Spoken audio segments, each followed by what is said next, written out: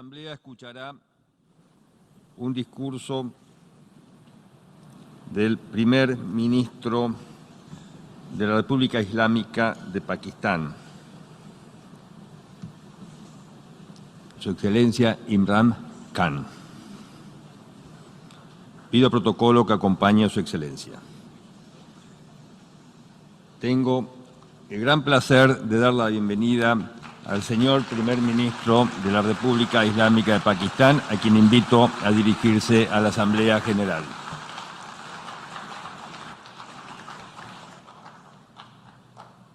Bismillah ar-Rahman ar-Rahim. Iyyaka na'budu wa iyyaka nasta'in. Mr. President, Honorable बिस्मिल्लाहिर्रहमानिर्रहीम इय्याका नाबुदु व इय्याका नस्तईन। Excellencies, जनाब सदर, इज़्ज़त माब सेक्रेटरी जनरल, काबिल एहतराम कायदीन और ख़वातीन व हज़रात, मैं आज इस फोरम पर बात करना अपने लिए एजाज समझता हूँ, जहाँ हमें दुनिया को दरपेश मसाइल पर बात करने का मौका मिलता है। मैं बहुत सारे मसाइल पर बात करना चाहता हूँ, मगर आज मैं सिर्फ 4 इंतहाई अहम मसाइल पर बात करूँगा, जिनकी वजह से मैं आज यहाँ पर आया हूँ। हमें कई संजीदा मसाइल का सामना है। मैं यहाँ ना आता, मगर मेरे ख्याल में कुछ इंतहाई अहम मसाइल हैं, जिनकी तरफ दुनिया की तवज्जो दिलाना ज़रूरी है, ताकि उनका हल ढूंढा जा सके। मैं इब्तिदा मौसमियाती तब्दीली के मसले से करूँगा। मौसमियाती तब्दीली के मसले पर बहुत से कायदीन ने बात की, मगर जनाब सदर, मुझे महसूस होता है कि इस मामले पर संजीदगी का मुजाहिरा नहीं किया जा रहा। शायद दुनिया के कायदीन, जो कि बशर्ते के हम अपनी जिंदा रहने वाली जबिल्लत को झंझोड़ें, provided our survival instinct is stirred up, and this is really what I hope. मुझे कवी उम्मीद है कि अक़वाम मुत्तहिदा इस सिलसिले में कायदाना किरदार अदा करेगी। इस पर ज़्यादा से ज़्यादा जोर देना चाहिए। अमीर ममालिक को इस पर मजबूर किया जाए कि उन गैसों के इखराज में कमी लाएं जो दर्जा हरारत में इजाफे का बाइस बनती हैं, क्योंकि हम जैसे ममालिक से ऐसी गैसों का इखराज न होने के बराबर है। लिहाजा मैं समझता हूँ कि अक़वाम मुत्तहिदा को इस सिलसिले में आगे आना चाहिए। The United Nations must take leadership in this. My second issue, दूसरा मसला जिस पर मैं आज बात करना चाह रहा हूँ, वो मेरे लिए इससे भी ज्यादा अहम है। जनाब सदर, हर साल अरबों रुपए गरीब ममालिक से अमीर ममालिक में मुंतकिल किए जाते हैं। हर साल अरबों डॉलर्स हुक्मरान तबकात की चोरी की नजर हो जाते हैं, और ये सारा पैसा मगरबी बैंक अकाउंट में मुंतकिल किया जाता है, और वहां पर इन रुकूम से महंगी जायदादें खरीदी जाती हैं। जनाब सदर, ये अमल तरक्की पजीर ममालिक को तबाह कर रहा है। इससे गुर्बत में इजाफा हो रहा है और गरीब ममालिक कर्जों के बोझ तले दब रहे हैं, और इससे गरीब और अमीर लोगों में फर्क मजीद बढ़ता जा रहा है। The developing world. This is causing more poverty, deaths. It's impoverishing the developing world. The difference between rich and poor countries is growing because of this. Money laundering, which money laundering इस वजह से हो रही है क्योंकि गरीब ममालिक से अमीर ममालिक में होने वाली मनी लॉन्ड्रिंग को वैसे नहीं समझा जाता जैसे मनशियात से हासिल किया गया पैसा या दहशतगर्दी की माली मुआवनत के लिए इस्तेमाल होने वाली माली वसाइल पर दुनिया की नजर है। गरीब ममालिक को जिस तरह अपने बाअसर तबकात लूट रहे हैं, इसको कोई जुर्म तस्वुर ही नहीं करता। मुझे जब साल पहले हुकूमत मिली, तो इससे पहले वाले 10 सालों में हमारे मुल्क के मजमूई कर्जे में 4 गुना इजाफा हुआ। जो कर्जा 60 सालों में लिया गया था, उसका 4 गुना सिर्फ 10 सालों में लिया गया। charge of our government a year back. In the 10 years preceding that, our total debt went up 4 times. The debt we had accumulated in 60 years, just in 10 years it went up 4 times. As a result, the total revenue इसके नतीजे में हमने एक साल में जितना tax इकट्ठा किया, اس کا آدھا صرف قرضوں کی ادائیگی پر چلا گیا۔ اگر یہ حالات ہوں تو ہم انسانوں یعنی اپنے 22 کروڑ لوگوں پر پیسہ کیسے خرچ کریں گے؟ وجہ یہی تھی کہ ہمارے ملک کو حکمران طبقات نے بری طرح لوٹا تھا اور وہ بڑی آسانی سے یہ سارا پیسہ ملک سے باہر لے گئے۔ جناب صدر، جب اس لوٹے ہوئے پیسے سے بیرون ممالک میں خریدی گئی جائیدادوں کی نشاندہی کی گئی تو ہمیں یہ پیسہ واپس لانے میں بہت سی مشکلات کا سامنا کرنا پڑ رہا ہے۔ ہم یہ پیسہ واپس لا کر اپنے لوگوں پر خرچ کر سکتے ہیں، مگر اس سلسلے میں بہت سی مشکلات درپیش ہیں۔ ایسے قوانین بنائے گئے ہیں جو ان مجرموں کو تحفظ فراہم کر رہے ہیں۔ Retrieve that money we could spend on our human beings. But they are such, it's so difficult. The laws protecting these criminals. We do not have the sort of money. ہمارے پاس اتنے وسائل نہیں کہ ہم مہنگے ترین وکلا کی خدمات حاصل کر کے ان پر کروڑوں ڈالر خرچ کریں۔ اس لیے ہمیں امیر ممالک کی مدد کی ضرورت ہے۔ اور جناب صدر، یہ بہت اہم ہے، امیر ممالک میں پولیٹیکل ول ہونی چاہیے کہ وہ کسی کو ایسا نہ کرنے دیں۔ غریب ممالک انسانی ترقی جسے اقوام متحدہ SDG کا نام دیتی ہے پر پیسے کہاں سے خرچ کریں گے؟ لہٰذا امیر ممالک کو چاہیے کہ وہ اب اس بارے میں کچھ کریں۔ وہ ایسے اقدامات کریں کہ کرپٹ حکمرانوں کے لیے یہ ممکن ہی نہ رہے کہ وہ اپنے ملک کا پیسہ چوری کر کے بیرون ممالک جائیداد منتقل کریں۔ To stop economic refugees coming as we see right now, they must take action. They must take action now. It must be a deterrent. Corrupt ruling elites should not be able to. وہ ایسے اقدامات کریں کہ corrupt حکمرانوں کے لیے یہ ممکن ہی نہ رہے کہ وہ اپنے ملک کا پیسہ چوری کر کے بیرون ممالک منتقل کریں اور وہاں پر ان پیسوں سے مہنگی جائیدادیں خریدیں۔ مجھے سمجھ نہیں آ رہی یہ ٹیکس ہیونز کیوں بنائی گئی ہیں، ان کی اجازت کیوں ہے، ان ٹیکس ہیونز کو قانونی حیثیت کیوں دی گئی ہے؟ اب دنیا تبدیل ہو رہی ہے، دنیا کی آبادی میں اضافہ ہو رہا ہے، لہٰذا اس سے ہم شدید خطرات سے دوچار ہو سکتے ہیں کہ غریب غریب تر ہوتے جائیں اور امیر امیر تر ہوتے جائیں۔ لہٰذا یہ میرا دوسرا نقطہ ہے اور مجھے امید ہے کہ اقوام متحدہ اس معاملے میں قائدانہ کردار ادا کرے گی۔ United Nations takes a lead in this. It involves the IMF, the World Bank, Asian Development Bank. They must find a way of stopping this. اور IMF اور ورلڈ بینک کی مدد سے ترقی پذیر ممالک کو اس طرح لوٹنے کا راستہ روکے گی۔ میرا تیسرا نقطہ نظر اسلاموفوبیا ہے۔ اس وقت دنیا میں تقریباً 1.30 ارب مسلمان آباد ہیں۔ مسلمان دیگر ممالک مثلاً یورپی یونین اور دوسرے ممالک میں اقلیتوں کی حیثیت سے آباد ہیں۔ 9/11 کے بعد اسلاموفوبیا میں خطرناک تیز رفتاری سے اضافہ ہوا ہے۔ انسانی برادریاں ایک ساتھ رہا کرتی ہیں، ان کو ایک دوسرے کو سمجھنا چاہیے، لیکن اسلاموفوبیا کی وجہ سے ہم ایک دوسرے سے دور ہوتے جا رہے ہیں۔ اگر مسلمان خواتین حجاب پہنتی ہیں تو کچھ ممالک میں اس کو بھی مسئلہ بنا دیا گیا ہے۔ حجاب کی حیثیت کیا ایک ہتھیار کی سی ہے؟ کچھ ممالک میں خواتین اپنے کپڑے اتار سکتی ہیں مگر وہ کپڑے پہن نہیں سکتی۔ یہ کیسے ہو سکتا ہے؟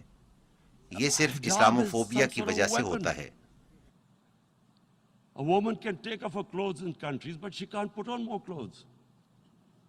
How is this happening? Because of Islamophobia.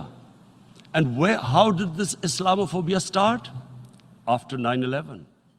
Islamophobia کا آغاز کیسے ہوا؟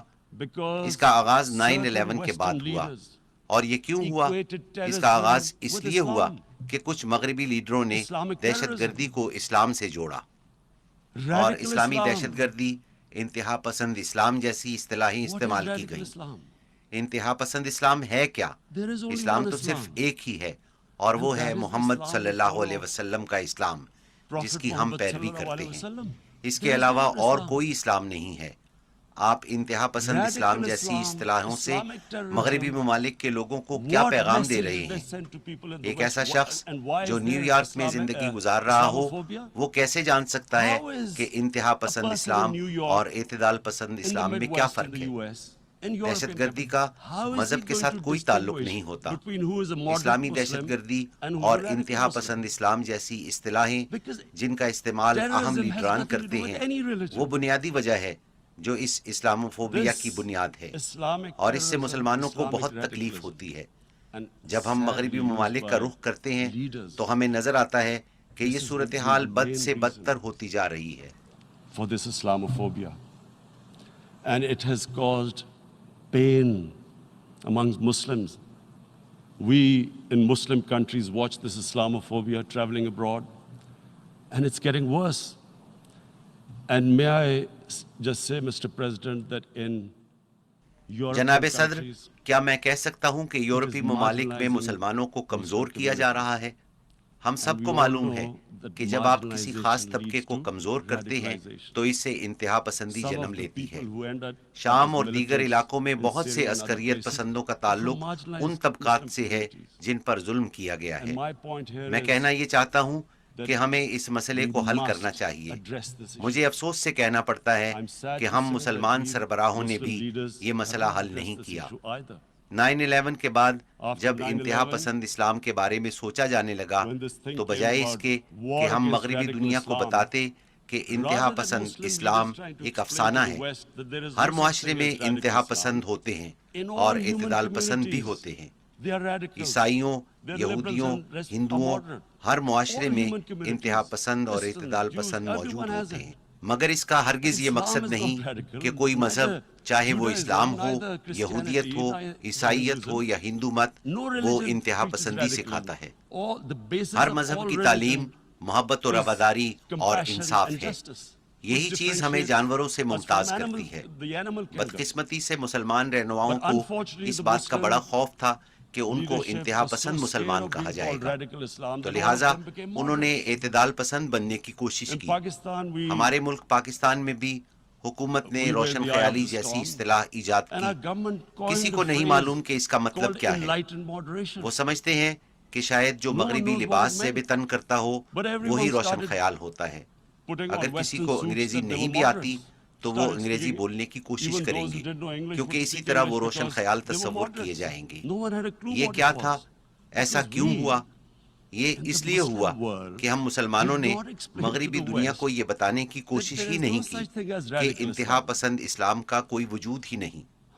9/11 کے بعد اسلام کو دہشت گردی سے جوڑنے کی ایک وجہ دہشت گرد حملے تھے، کیونکہ 9/11 کو جن دہشت گردوں نے حملہ کیا وہ خودکش بمبار تھے.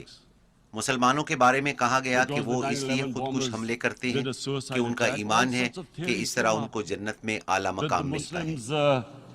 Are involved in suicide attacks because they will get virgin in heavens.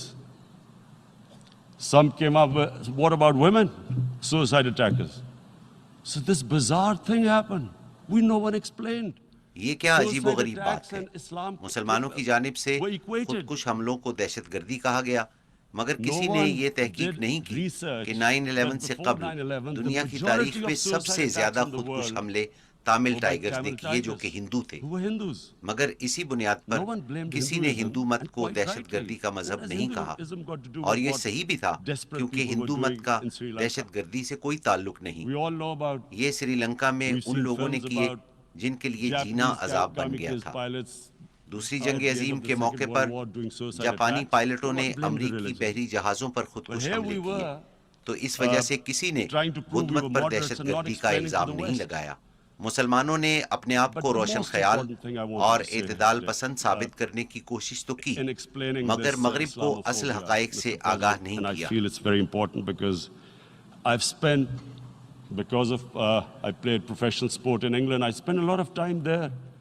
لہٰذا میں سمجھتا ہوں کہ اسلاموفوبیا پر مغرب کو بتانا بہت ضروری ہے، کیونکہ میں مغرب میں بہت سال رہا ہوں اور مجھے معلوم ہے کہ مغربی لوگ مذہب کو اس نظر سے نہیں دیکھتے جس نظر سے ہم مذہب کو دیکھتے ہیں. اور یہ کہ اسلام کے بارے میں ان کی غلط فہمی کیسے پیدا ہوئی. 1989 میں ایک کتاب شائع کی گئی جس میں ہمارے پیارے نبی صلی اللہ علیہ وسلم کی توہین کی گئی، جس سے مسلم دنیا میں رد عمل آیا. مغرب کو اس مسئلے کی سمجھ ہی نہیں آئی، کیونکہ مغرب میں مذہب کو بالکل مختلف نقطۂ نگاہ سے دیکھا جاتا ہے. وہ ہماری طرح مذہب کو نہیں دیکھتے. اسلام کو عدم برداشت کا مذہب سمجھا گیا. یہ مسئلہ وہاں سے شروع ہوا اور پھر ہر 2-3 سال بعد کوئی اور سامنے آتا ہے اور ہمارے نبی صلی اللہ علیہ وسلم کی توہین کرتا ہے، جس پر مسلمان دنیا سے رد عمل آتا ہے، اور اس طرح اسلام کے بارے میں عدم برداشت کا تاثر پھیلتا جا رہا ہے. And Islam took a real beating 30 years ago. I still remember it became a watershed. And every 2 or 3 years, someone would malign our Prophet, peace be upon him. There would be a reaction by the Muslims. And again, it was Islam, an intolerant religion. Again, this time, I blame a certain section of the people in the West who deliberately provoked this. میں مغرب میں ایک خاص طبقے کو اس ضمن میں ذمہ دار سمجھتا ہوں جو جان بوجھ کر اس قسم کی مذموم کوششیں کرتا ہے، کیونکہ ان کو معلوم ہے کہ اس سے کیا اثرات پیدا ہوں گے. مغربی دنیا کی اکثریت کو اس کی سمجھ ہی نہیں ہے، اور اس سلسلے میں مسلمان رہنماؤں نے مسلمانوں کو رسوا کیا ہے. ہمیں ان کو بتانا چاہیے کہ ہمارے نبی صلی اللہ علیہ وسلم کی ہمارے لیے کیا حیثیت ہے. میں آپ کو بتاتا ہوں کہ ہمارے نبی صلی اللہ علیہ وسلم کی ہمارے دلوں میں کتنی محبت ہے. نبی اکرم صلی اللہ علیہ وسلم ہماری مقدس کتاب قرآن پاک کے گواہ تھے، اور قرآن مسلمانوں کی رہنمائی کرتا ہے، اور نبی صلی اللہ علیہ وسلم کی زندگی قرآن کا عملی نمونہ ہے. نبی صلی اللہ علیہ وسلم نے ریاست مدینہ قائم کی، جو دنیا کی تاریخ کی پہلی فلاحی ریاست تھی، اور یہی ریاست مسلمانوں کی تہذیب و تمدن کی بنیاد بنی، جو 700 سالوں تک دنیا کی عظیم الشان تہذیب رہی. اور وہ ریاست تھی کیا؟ میں اسلام کے بارے میں عجیب و غریب باتیں سنتا ہوں کہ یہ خواتین کے خلاف ہے، یہ اقلیتوں کے خلاف ہے. اسلام نے مدینہ میں جس ریاست کی بنیاد رکھی وہ دنیا کی تاریخ کی پہلی فلاحی ریاست تھی. یہ وہ ریاست تھی جس نے پہلی دفعہ ناداروں، بیواؤں، یتیموں اور معذوروں کی ذمہ داری لی، امیروں سے ٹیکس وصول کیا اور غریبوں پر خرچ کیا. The state took responsibility of the weak, widows, orphans, poor people, handicapped. It taxed the rich, spent the money on the poor. The state announced that all human beings are children of Adam. Hence, ریاست نے اعلان کیا کہ تمام انسان حضرت آدم علیہ السلام کی اولاد ہیں. رنگ و نسل کی بنیاد پر ایک کو دوسرے پر کوئی فوقیت حاصل نہیں. پیغمبر اسلام صلی اللہ علیہ وسلم نے اعلان کیا کہ غلام کو آزاد کرنا بہت بڑی نیکی ہے. اس زمانے میں پورے معاشرے کی بنیاد غلامی پر تھی، مگر نبی صلی اللہ علیہ وسلم نے انسانیت کو غلامی سے آزاد کرنے کے لیے عملی اقدامات کیے. آپ نے اعلان کیا کہ غلاموں کو بھی برابر کا شہری سمجھا جائے. یہی وجہ تھی کہ مسلمانوں میں غلام بھی بادشاہ بنے. مصر اور ہندوستان میں غلاموں نے بادشاہی کی اور پھر اقلیتوں کے ساتھ انتہائی اچھا برتاؤ کیا. اسلام کے بارے میں یہ تاثر غلط ہے کہ مسلمان اقلیتوں کا خیال نہیں کرتے. نبی صلی اللہ علیہ وسلم نے اعلان کیا کہ غیر مسلموں کی عبادت گاہوں کو تحفظ دیا جائے. آپ نے اعلان کیا کہ تمام شہری قانون کی نظر میں برابر ہیں. رنگ و نسل کی بنیاد پر انسانوں میں کوئی تفریق نہیں. میں ہمیشہ اس کیس کی مثال دیتا ہوں کہ اسلام میں چوتھے خلیفہ حضرت علی رضی اللہ تعالیٰ عنہ جو سربراہ مملکت تھے، ایک یہودی سے مقدمہ ہارے تھے. To protect the places of worship of all religions. He announced that every person is equal in front of law, whatever his religion or his color. And this incredible case, and I always quote this, that the fourth Khalifa, the head of state of Medina, he lost a court case against a Jewish citizen. سب سے پہلے تو اس سے یہ ظاہر ہوتا ہے کہ تمام شہری قانون کی نظر میں برابر تھے، قانون سے کوئی بالا تر نہیں تھا. دوسری بات یہ کہ ریاست مدینہ میں یہودی بھی برابر کے شہری تھے. اس سے یہ بھی ثابت ہوتا ہے کہ جب مسلمان معاشرہ اقلیتوں کے حقوق سلب کرتا ہے تو وہ اسلام اور نبی صلی اللہ علیہ وسلم کی تعلیمات سے روگردانی کرتا ہے. لہٰذا یہ بہت اہم ہے کہ یہ سمجھنے کی کوشش کی جائے کہ نبی صلی اللہ علیہ وسلم ہمارے دلوں میں رہتے ہیں. تو جب ہمارے نبی کی شان میں گستاخی کی جاتی ہے تو ہمارے دلوں کو درد پہنچتا ہے، اور ہمیں اس بات کا علم ہے کہ دل کا درد طبعی درد کے مقابلے میں بہت اذیت ناک اور دردناک ہوتا ہے. یہی وجہ ہے کہ مسلمانوں سے رد عمل آتا ہے. میں نے ہمیشہ سے یہ تصور کیا کہ جب بھی مجھے موقع ملے گا تو میں دنیا کو، بالخصوص مغربی دنیا کو بتانے کی کوشش کروں گا، کیونکہ مغربی دنیا میں لوگوں کو علم ہی نہیں کہ یہ کتنا حساس معاملہ ہے. had the stage, I would try and explain this to the world community, especially to the Western community, because having lived in the Western community, people didn't understand this. When I first went as a teenager to England, there was a جب میں ایک نوجوان کی حیثیت سے England گیا تو اس زمانے میں حضرت عیسیٰ علیہ السلام پر ایک کامیڈی فلم بنائی گئی تھی، مگر مسلمان معاشرے میں ایسی چیزوں کا سوچا بھی نہیں جا سکتا. لہٰذا ہمیں بتانے کی ضرورت ہے کہ ان چیزوں سے کیسے مسلمانوں کے دلوں کو دکھ پہنچتا ہے. مغربی معاشروں میں یہودیوں کے قتل عام کے بارے میں بڑی حساسیت پائی جاتی ہے، اور ہونی بھی چاہیے، کیونکہ جن چیزوں سے ان کے دلوں کو دکھ پہنچتا ہے ان کے بارے میں حساسیت ہونی چاہیے، مگر یہی جذبات مسلمانوں کے بارے میں بھی ہونے چاہیے. اظہار رائے کی آزادی کے بہانے ایسا کام نہ کیجیے جس سے ہمارے دلوں کو تکلیف پہنچتی ہے. ہمارے نبی صلی اللہ علیہ وسلم کی توہین اور بے حرمتی ہرگز نہ کیجیے. بس ہم صرف اتنا ہی چاہتے ہیں. اور جناب صدر، میں چوتھے نقطے کی طرف آتا ہوں جو میری نظر میں سب سے اہم ہے، اور یہی وجہ ہے کہ میں یہاں آیا ہوں، اور یہ مسئلہ ہے کشمیر کی موجودہ صورتحال. اس مسئلے پر آنے سے پہلے میں ایک بات واضح کرنا چاہتا ہوں کہ جب میں اقتدار میں آیا تو یہ میری اولین ترجیح تھی کہ پاکستان ہر وہ کوشش کرے گا جو امن کے لیے سود مند ثابت ہو. ہم دہشت گردی کے خلاف جنگ کے مشکل مرحلے سے گزرے. 2001 کے بعد ہم امریکہ کی دہشت گردی کے خلاف جنگ کا حصہ بنے، اور یہ پاکستان کی تاریخ کا بدترین دور تھا، کیونکہ اس جنگ میں پاکستان کے 70,000 شہری شہید ہوئے اور معیشت کو 150 ارب ڈالر سے زیادہ نقصان ہوا. And Pakistan went through one of its worst periods where 70,000 Pakistanis died and over 150 billion was lost to our economy. And Mr. President, I opposed the war because in the 80s, Pakistan had joined the Western countries in جناب صدر، میں اس جنگ کے خلاف تھا کیونکہ 80 کی دہائی میں سوویت یونین کے خلاف جب افغان جہاد شروع ہوا تو ہم اس کا حصہ بنے، اور ان کو مغربی طاقتوں نے فنڈ کیا. گوریلا جنگ کے لیے مجاہدین کے گروپ بنائے گئے جنہیں پاکستان آرمی نے تربیت دی، اور مغربی ممالک بالخصوص امریکہ نے مالی امداد فراہم کی. اس کو افغانستان میں جد و جہد آزادی کا نام دیا گیا.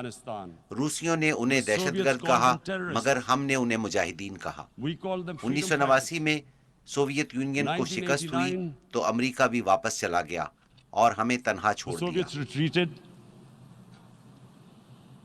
The Americans packed up and left. Pakistan was left with these groups. Come 9/11, پھر سن 2001 میں امریکہ نے افغانستان پر قبضہ کیا اور پاکستان بھی اس جنگ کا حصہ بنا. میں جنگ کے خلاف کیوں تھا؟ اس کی وجہ ہی یہ تھی کہ ہم نے ان مجاہدین کی پہلے ذہن سازی کی. اس لیے جب ہم نے افغانستان میں امریکہ کا ساتھ دیا تو یہ سارے مجاہدین ہمارے خلاف ہو گئے. میں اپنی حکومت سے کہتا تھا کہ ہمیں غیر جانبدار رہنا چاہیے تھا، کیونکہ غیر جانبدار حیثیت سے ہم ان کو کنٹرول کر سکتے ہیں، مگر جب ان کے خلاف جنگ کا حصہ بنے تو وہ ہمارے بھی دشمن بن گئے. اور اس طرح ہم ایک خوفناک صورتحال سے دوچار ہوئے اور ہمارے 70,000 لوگ شہید ہوئے. یہ نقصان ہم نے ایک ایسی جنگ میں اٹھایا جس سے ہمارا کچھ لینا دینا نہیں تھا. You become collaborators and they will attack you, which is what happened. They turned against us. We went through a nightmare. 70,000 people killed in a war we had nothing to do with. No Pakistani was involved in 9/11. Taliban Afghanistan میں تھے، القاعدہ افغانستان میں تھی، ہمارا اس سے کیا تعلق تھا؟ مگر ہم نے 70,000 لوگ شہید کروائے. تو لہٰذا جب میں اقتدار میں آیا تو ہم نے فیصلہ کیا کہ ان گروپس میں سے جو کچھ بھی بچا ہے ہم انہیں ختم کریں گے، اور یہ فیصلہ صرف ہم نے نہیں کیا بلکہ پاکستان کی تمام سیاسی جماعتوں نے مشترکہ فیصلہ کیا، مگر بدقسمتی سے اس پر عمل نہیں ہوا۔ لہٰذا جب میں اقتدار میں آیا تو ہم نے فیصلہ کیا کہ ہم ان تمام گروپس کو ختم کریں گے، اور مجھے معلوم ہے کہ بھارت ہم پر اب بھی یہ الزام لگا رہا ہے کہ ہم اب بھی ان گروپس کو پال رہے ہیں، مگر میں اقوام متحدہ سے درخواست کرتا ہوں کہ مبصرین کا گروپ بھیجیں اور دیکھیں کہ آیا واقعی پاکستان میں کہیں پر دہشت گردوں کا کوئی ٹھکانہ بچا ہے۔ مگر ہم نے فیصلہ کیا کہ پاکستان میں کسی عسکری تنظیم کا کوئی وجود نہیں ہوگا۔ اس مسئلے پر بات کرنے سے پہلے میں آپ کو اس پس منظر سے آگاہ کرنا چاہتا تھا۔ دوسری بات یہ ہے کہ ہم نے اپنے ہمسایوں سے تعلقات کو بہتر کرنے کی کوشش کی۔ افغان سرحد پر ہم نے باڑ لگائی، اسی طرح ہم نے ایران کی سرحد پر اپنی نگرانی تیز کر دی ہے اور ان ہمسایہ ملکوں سے تعلقات کو بہتر کرنے کی کوشش کی ہے، اور بھارت کے ساتھ بھی تعلقات بہتر کرنے کی کوشش کی۔ Now let me just give you a little background about my relationship with India. Because of cricket, میں اگر بھارت کی بات کروں تو بھارت میں کرکٹ کی نسبت سے میرے بہت سارے مداح ہیں۔ برِ صغیر میں کرکٹ سے لوگ بے پناہ لگاؤ رکھتے ہیں۔ میرے ہندوستان میں بہت سارے دوست ہیں اور مجھے بھارت جانا بہت اچھا لگتا ہے، تو لہٰذا جب میری پارٹی اقتدار میں آئی تو سب سے پہلے ہم نے بھارت سے رابطہ کیا۔ میں نے نریندر مودی سے بات کی کہ ہمارے ایک جیسے مسائل ہیں جیسے ماحولیاتی تبدیلی اور غربت، آئیں ہم مل کر اپنے مسائل باہمی تجارت سے حل کریں اور اعتماد کی بنیاد پر تعلقات قائم کریں۔ نریندر مودی نے مجھے بتایا کہ پاکستان سے دہشت گردی کے حملے ہوتے ہیں۔ میں نے ان سے کہا ہمیں بھی آپ کی طرف سے بلوچستان میں دہشت گردی کا سامنا ہے۔ کلبھوشن یادو نے جو جاسوسی کرتے ہوئے پکڑا گیا تسلیم کیا کہ وہ کراچی اور بلوچستان میں جاری دہشت گردی میں ملوث ہے۔ میں نے کہا آؤ اس سے آگے بڑھیں، ہماری اولین ترجیح ہمارے عوام ہونے چاہیے۔ دنیا میں سب سے زیادہ غریب برِ صغیر میں بستے ہیں، بدقسمتی سے اس میں کوئی پیش رفت نہیں ہوئی۔ let's move forward. Our main priority should be our people. The highest number of poor people live in the Indian subcontinent. Unfortunately, didn't make any headways. Our foreign ministers were supposed to meet on this in the UNGA last year. گزشتہ اقوام متحدہ کی general assembly کے اجلاس کے دوران ہمارے وزیر خارجہ کو اپنے بھارتی ہم منصب سے ملاقات کرنی تھی جو بھارت نے منسوخ کر دی۔ ہم نے سوچا بھارت میں انتخابات ہونے جا رہے ہیں، یہ ایک انتہائی قوم پرستانہ جماعت ہے اور وہ اس موقع پر پاکستان کے ساتھ خوشگوار تعلقات نہیں رکھنا چاہتے۔ ہم نے سوچا ٹھیک ہے ہم انتخابات تک انتظار کریں گے۔ اس دوران میں ایک 20 سالہ کشمیری لڑکے نے اپنے آپ کو بم باندھ کر ایک قافلے میں اڑا دیا، جس کو اس کے باپ کے مطابق سیکیورٹی فورسز نے انتہا پسند بنایا تھا۔ اس کے فوری بعد بھارت نے پاکستان پر الزام عائد کیا۔ میں نے ٹیلی ویژن پر بھارتی عوام سے بات کی اور کہا اگر وہ ہمیں چھوٹا سا بھی ثبوت دے دیں تو ہم فوری طور پر کارروائی کریں گے، کیونکہ ان گروپس پر پابندی عائد کی ہوئی ہے۔ ہمیں ثبوت فراہم کرنے کے بجائے انہوں نے ہمارے ملک میں بمباری کے لیے جہاز بھیجے۔ ہم نے جوابی کارروائی کی، 2 جہاز مار گرائے اور ایک پائلٹ کو گرفتار کر لیا۔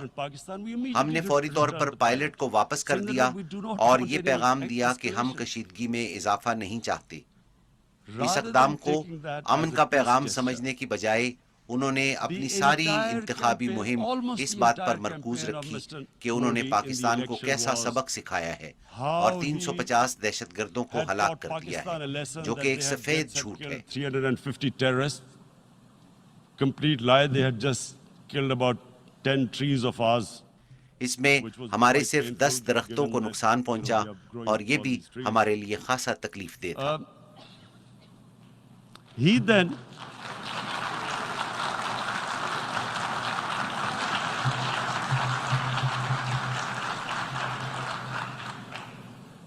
the election campaign, انتخابی مہم میں مودی نے کہا یہ صرف ایک ٹریلر ہے اور فلم ابھی باقی ہے اور ہم نے پاکستان میں جا کر انہیں سبق سکھایا ہے۔ یہ ان کی انتخابی مہم تھی۔ میں نے سوچا کہ سیاستدان انتخابات میں کامیابی کے لیے اس طرح کی بیان بازی کرتے ہیں اور انتخابات کے بعد ہمارے تعلقات معمول پر آ جائیں گے. مگر جو ہی انتخابات ختم ہوئے ہم نے بھارت سے رابطہ کیا مگر کوئی جواب نہ آیا، اور پھر معلوم ہوا کہ وہ ہمیں FATF کے ذریعے بلیک لسٹ کرانا چاہتے ہیں تاکہ ہم دیوالیہ ہو جائیں. اس وقت ہم نے یہ محسوس کیا کہ مودی کا کوئی ایجنڈا ہے. That's when we realized there was an agenda. And that agenda became obvious on the 5th August. یہ ایجنڈا 5 اگست کو بے نقاب ہوا. بھارت نے سلامتی کونسل کی 11 قراردادوں کی خلاف ورزی کی، جن میں کہا گیا ہے کہ کشمیر ایک متنازعہ علاقہ ہے اور کشمیر کے عوام کو خود ارادیت کا حق حاصل ہے. انہوں نے شملہ معاہدے کی بھی خلاف ورزی کی جو مسائل کو دو طرفہ طور پر حل کرنے کی بات کرتا ہے. دراصل انہوں نے بھارتی آئین کی بھی خلاف ورزی کی. They actually went against the Indian Constitution. Illegally, they revoked Article 370, which gave Kashmir the special status. جب انہوں نے غیر قانونی طور پر آرٹیکل 370 کو منسوخ کیا جس کے ذریعے کشمیر کو خصوصی حیثیت دی گئی تھی، انہوں نے کشمیر میں 1,80,000 اضافی فوجی بھجوائے. اب کشمیر میں بھارتی فوج کی مجموعی تعداد 9 لاکھ ہے اور انہوں نے 80 لاکھ کشمیریوں کو کرفیو لگا کر محصور کیا ہوا ہے. Mr. President, now I just briefly want to make the people understand. جناب صدر، میں آپ کو مختصر طور پر یہ بات سمجھانا چاہتا ہوں کہ کوئی ایسا کیسے کر سکتا ہے، اور مجھے یہ واضح کرنا ہوگا کہ RSS کیا ہے. نریندر مودی RSS کا تاحیات ممبر ہے. Mr. Narendra Modi is a life member of RSS. RSS was an organization that was inspired by Adolf Hitler and Mussolini, came about in 1925. RSS Hitler اور مسولینی سے متاثر ہے جس کا قیام 1925 میں عمل میں آیا. یہ نسلی امتیاز پر یقین رکھتے ہیں. وہ یہ بھی مانتے ہیں کہ وہ آریائی نسل سے ہیں. نازی ازم کو ماننے والے بھی یہی کہتے تھے. جو میں کہہ رہا ہوں اس کی تصدیق کی جا سکتی ہے. یہ وقت معلوماتی انقلاب کا ہے. آپ جاننے کے لیے گوگل کی مدد لے سکتے ہیں. میرے لیے یہ بہت اہم ہے کہ وضاحت کروں تاکہ معلوم ہو کہ اس وقت بھارت میں کیا ہو رہا ہے. RSS بھارت میں مسلمانوں کی نسل کشی پر یقین رکھتی ہے. ان کا اولین نقطہ نظر ہندوؤں کی بالادستی اور مسلمانوں اور عیسائیوں کے لیے نفرت ہے.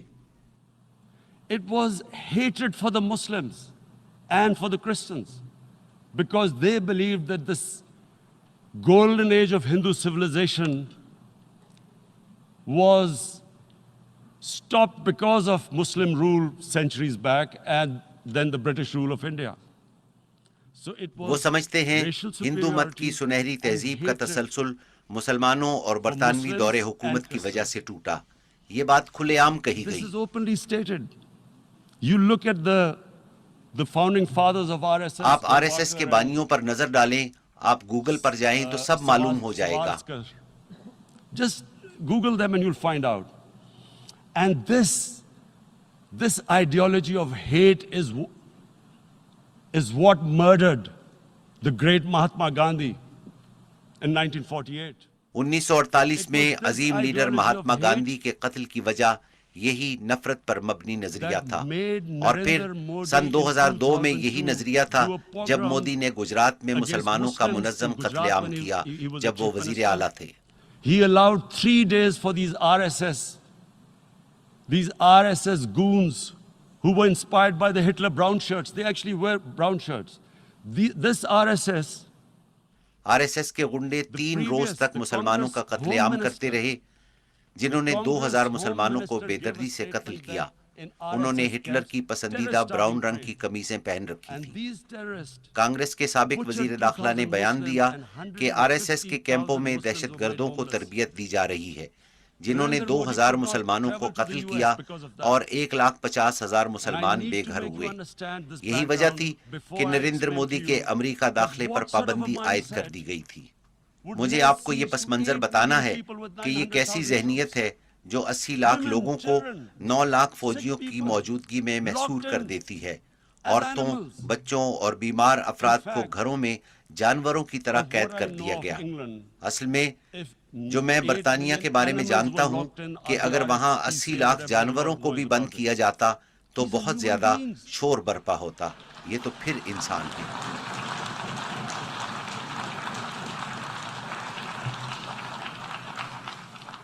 And Mr. President, what comes جناب صدر، نسلی امتیاز سے تکبر جنم لیتا ہے اور ان کا آپس میں گہرا تعلق ہے. تکبر ہی افراد سے غلط اور ظالمانہ اقدام کرواتا ہے، جیسے کہ نریندر مودی نے کیا. یہ تکبر ہی ہے جس کی وجہ سے وہ اندھا ہو گیا ہے اور اسے نہیں معلوم کہ کرفیو اٹھنے کے بعد کیا ہوگا. کیا اس نے اس بارے میں سوچا؟ اس پر غور نہیں کیا گیا کہ وہ کرفیو اٹھانے کے بعد کیا کرے گا. from the fact that what is going to happen when the curfew is lifted? Has he thought about it? This hasn't been thought through. What is he going to do when he lifts the curfew? Does he think کیا وہ سمجھتا ہے کہ کشمیر کے عوام خاموشی سے اس صورتحال کو تسلیم کر لیں گے؟ کیونکہ بھارت نے آئین تبدیل کر دیا ہے اور کشمیر کی خصوصی حیثیت ختم کر دی ہے. کیا وہ یہ تسلیم کریں گے؟ جناب صدر، گزشتہ 30 سال میں 1 لاکھ کشمیری شہید ہو چکے ہیں کیونکہ ان کو وہ حق خود ارادیت نہیں دیا گیا جو اقوام متحدہ نے انہیں دیا تھا. 11,000 خواتین کی عصمت دری کی گئی. اس بارے میں اقوام متحدہ کی انسانی حقوق کی 2 رپورٹیں موجود ہیں. اس حوالے سے دنیا نے کچھ نہیں کیا کیونکہ بھارت 1 ارب 20 کروڑ افراد کی مارکیٹ ہے. افسوس ہے مادیت کو انسانیت پر برتری دی گئی ہے. اس کے سنگین نتائج ہوں گے. The material prevails over the human. But this has serious consequences. Again, I repeat, that's why I'm here. Look, میں یہی بات کرنے یہاں آیا ہوں. دیکھیں، جب کرفیو اٹھایا جائے گا تو قتل عام ہوگا. لوگ باہر نکلیں گے. وہاں 9 لاکھ فوج ہے. وہ اس لیے کشمیر میں نہیں آئے کہ وہاں خوشحالی آئے گی جیسا کہ نریندر مودی کہتا ہے. وہ باہر نکلیں گے تو فوج کیا کرے گی؟ قتل عام ہوگا. کیا اس پر اس نے غور کیا؟ When they come out, there'll be a bloodbath. Has he thought it through what happens then? Mr. President, has anyone thought that what happens when there is a bloodbath? جناب صدر، کیا کسی نے اس پر غور کیا کہ کیا ہوگا جب وہاں قتل عام ہوگا؟ آپ کے خیال میں کشمیری عوام پر کیا اثرات ہوں گے؟ آپ کے خیال میں وہ کیا سوچیں گے؟ جس انداز میں انہیں قید کیا گیا ہے ان کے ساتھ جانوروں سے بھی بدتر سلوک کیا گیا ہے. تمام سیاسی قیادت بھی حراست میں ہے جنہیں کشمیر سے باہر منتقل کیا گیا ہے. حتیٰ کہ بھارت کے حامی کشمیری رہنماؤں کو بھی وہاں سے بھیج دیا گیا ہے. 13,000 نوجوانوں کو گرفتار کیا گیا ہے اور معلوم نہیں کہاں رکھا گیا ہے. آپ کے خیال میں کشمیری عوام کیا کریں گے جب کرفیو اٹھے گا؟ وہ سڑکوں پر نکلیں گے تو فوجی رد عمل میں ان پر گولی چلائیں گے. پہلے ہی وہ پیلٹ گن کا استعمال کر رہے ہیں جو گزشتہ 5 سال سے ظلم جاری ہے اور پیلٹ گن سے نوجوانوں کو بصارت سے محروم کیا جا رہا ہے جس کے نتیجے میں کشمیریوں میں انتہا پسندی بڑھے گی. جناب صدر، پھر ایک اور پلوامہ ہوگا اور پھر بھارت جو ہم پر پہلے ہی الزام لگا رہا ہے مزید الزامات لگائے گا. وہ کہہ رہے ہیں کہ یہ سب کچھ پاکستان کی وجہ سے ہو رہا ہے. ان کے وزیر دفاع نے کہا کہ کنٹرول لائن پر 500 دہشت گرد بھارت میں داخلے کے لیے تیار ہیں. پاکستان 500 دہشت گرد کیوں بھیجے گا جہاں 9 لاکھ فوج موجود ہے؟ وہ ان پر کیا اثر ڈالیں گے اور ہم ایسا کیوں کریں گے؟ کیا ہمیں معلوم نہیں کہ جب وہاں دہشت گردی کا واقعہ ہوگا تو کشمیریوں پر مظالم میں اضافہ ہوگا؟ ہم 9 لاکھ فوجیوں کو یہ موقع فراہم کریں گے کہ وہ کشمیریوں کو مزید دبائیں. To further crush the people of Kashmir. And then we'll give the Indian government اور بھارتی حکومت کو بھی یہ موقع دیں گے کہ وہ پاکستان پر دہشت گردی کا الزام لگاتے ہوئے اسلامی دہشت گردی کا منترا دہرائے، جسے سنتے ہی ساری دنیا اپنا منہ پھیر لیتی ہے اور کوئی انسانی حقوق کی بات نہیں کرتا، اور آپ جو چاہیں وہ کریں۔ جو آج کشمیر میں ہو رہا ہے وہ اسلامی دہشت گردی کی رٹ لگاتے رہیں گے، جو کہ وہ اب کر رہے ہیں۔ ہمیں اس سے کیا فائدہ ہوگا اور کشمیری عوام پر ظلم میں اضافہ ہوگا، اور ہم یہ کیوں چاہیں گے؟ لیکن بھارت کے پاس کوئی اور بیانیہ نہیں۔ جب وہ کرفیو اٹھائیں گے، جو بھی رد عمل آئے گا اس کا الزام پاکستان پر لگے گا۔ But there is no other narrative left for India. As when they lift the curfew, whatever happens, Pakistan will be blamed, and there is always a danger of another Pulwama. They will again. ایک اور پلوامہ کا خطرہ ہر وقت موجود ہے، ہو سکتا ہے وہ دوبارہ ہم پر حملہ کرے اور پھر وہی سلسلہ دوبارہ چل پڑے۔ اور نریندر مودی کیا سوچتا ہے کہ اس وقت بھارت میں 18 کروڑ مسلمان کیا سوچ رہے ہیں؟ کیا وہ یہ نہیں دیکھ رہے کہ کشمیریوں کے ساتھ وہاں کیا ہو رہا ہے؟ 55 دنوں سے وہ گھروں میں قید ہیں، کیا وہ نہیں دیکھ رہے؟ آپ نہیں سمجھتے کہ بھارت میں رہنے والے 18 کروڑ مسلمان کیا انتہا پسندی کی طرف مائل نہیں ہوں گے؟ اور جب وہ انتہا پسند بن جائیں گے تو پھر سارے بھارت میں ایسے ہی واقعات ہوں گے، ہم پر دوبارہ الزام لگے گا۔ Again we will be blamed. And I'm warning you right now, again we will be blamed. میں آپ کو خبردار کر رہا ہوں کہ ہم پر دوبارہ الزام لگے گا۔ جناب صدر 1 ارب 30 کروڑ مسلمانوں کے بارے میں کیا خیال ہے جو سب دیکھ رہے ہیں؟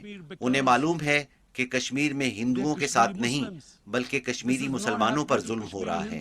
انہیں معلوم ہے کہ یہ سب کچھ ان کے مذہب کی وجہ سے ہے۔ آپ کیا سمجھتے ہیں کہ اگر 80 لاکھ کی بجائے محض 8,000 یہودیوں کے ساتھ یہ سلوک ہو تو وہ کیا سوچیں گے؟ یورپ کے لوگ کیا سوچیں گے؟ کسی کے ساتھ بھی ایسا ہو تو وہ کیا سوچے گا؟ کیا ہم کمتر مخلوق ہیں؟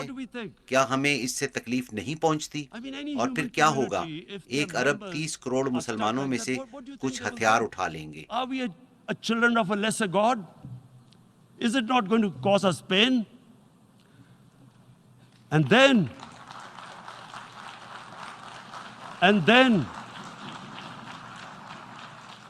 then I'll tell you what will happen. People will, in the 1.3 billion Muslims, someone will pick up arms.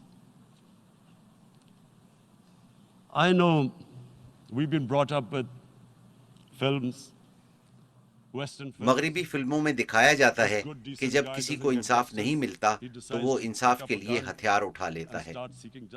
مشہور فلم ڈیتھ وش میں جب ایک شخص کی بیوی قتل ہوتی ہے تو وہ ہتھیار اٹھا لیتا ہے اور لٹیروں کا قتل عام شروع کر دیتا ہے، اور پورا سینما ہال تالیوں سے گونج اٹھتا ہے۔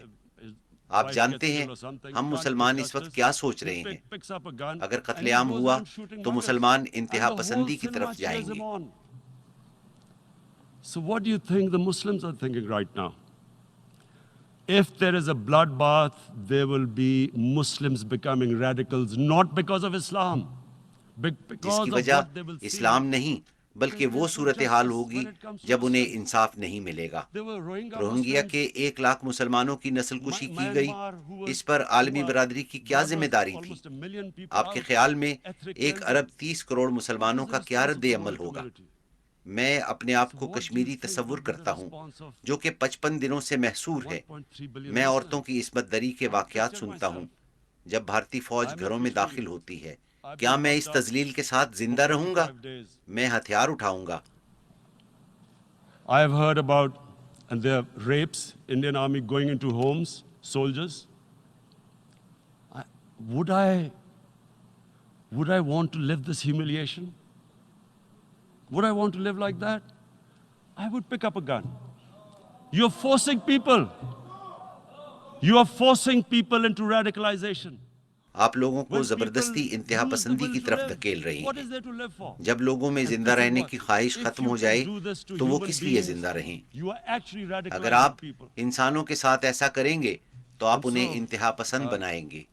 جناب صدر، اس لیے میں دہرانا چاہوں گا کہ بہت نازک وقت ہے. I want to اس پر رد عمل آئے گا. repeat here. پاکستان پر الزام لگایا This is جائے one God. of the most critical times.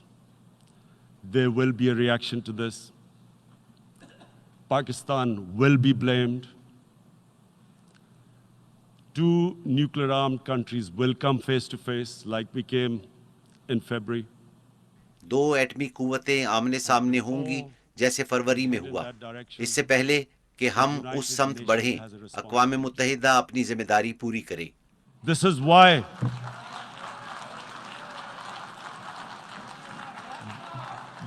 why the United Nations came into یہی being in وجہ ہے کہ 1945. 1945 میں اقوام We were متحدہ supposed to وجود میں stop آئی this تھی. happening. آپ کو اسے روکنا ہوگا. I میں feel سمجھتا we ہوں are کہ ہم 1939